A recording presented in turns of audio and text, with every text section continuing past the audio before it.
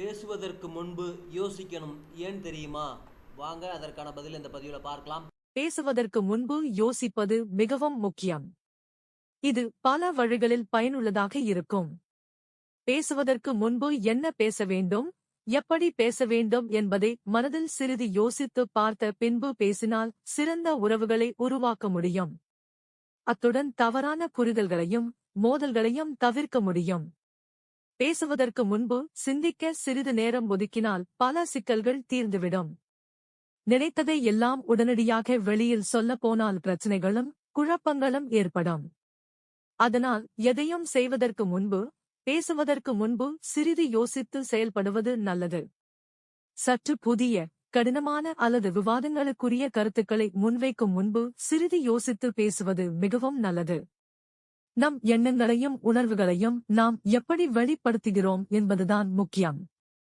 சொல்ல வந்ததை தெளிவாகவும் தேவையற்ற வார்த்தைகளை பேசாமலும் அதை கேட்பவர்களின் உணர்வுகளை பாதிக்காமலும் இருக்க வேண்டும் என்பதை கருத்தில் கொண்டு பேச வேண்டும். பேசுவதற்கு முன்பு யோசிப்பது, அதாவது யோசித்து பேசுவது உறவுகளை மேம்படுத்த உதவும்.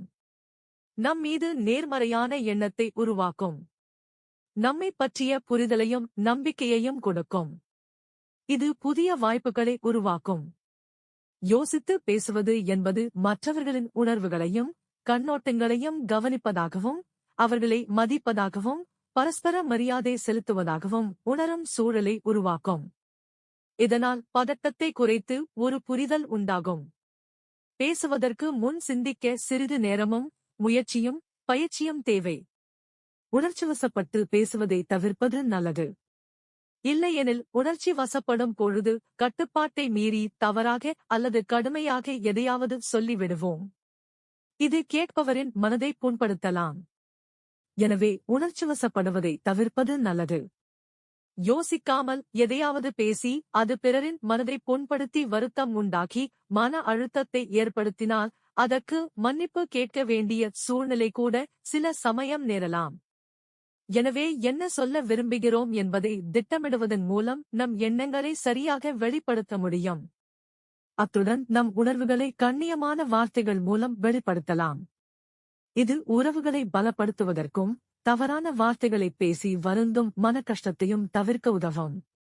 பேசுவதற்கு ஏற்ற நேரம் மற்றும் சூழ்நிலையை தெரிந்து கொண்டு பேசுவது நல்லது. ஒரு கேள்விக்கு அல்லது ஒரு கருத்திற்கு பதில் அளிக்கும் முன்பு நாம் என்ன சொல்ல விரும்புகிறோம் என்பதை பொறுமையாக யோசித்து பேசுவதன் மூலம் நாம் நினைத்ததை அடைந்து விட முடியும். பேசுவதற்கு முன்பு யோசிப்பது நம்மை சுற்றி இருக்கும் உலகத்தை நன்கு புரிந்து கொள்ளவும், நல்ல உறவை வளர்த்துக் கொள்ளவும், தவறான புரிதல்களை தவிர்க்கவும் உதவும்.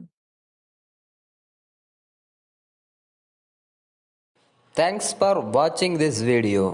Please subscribe our channel. Thank you.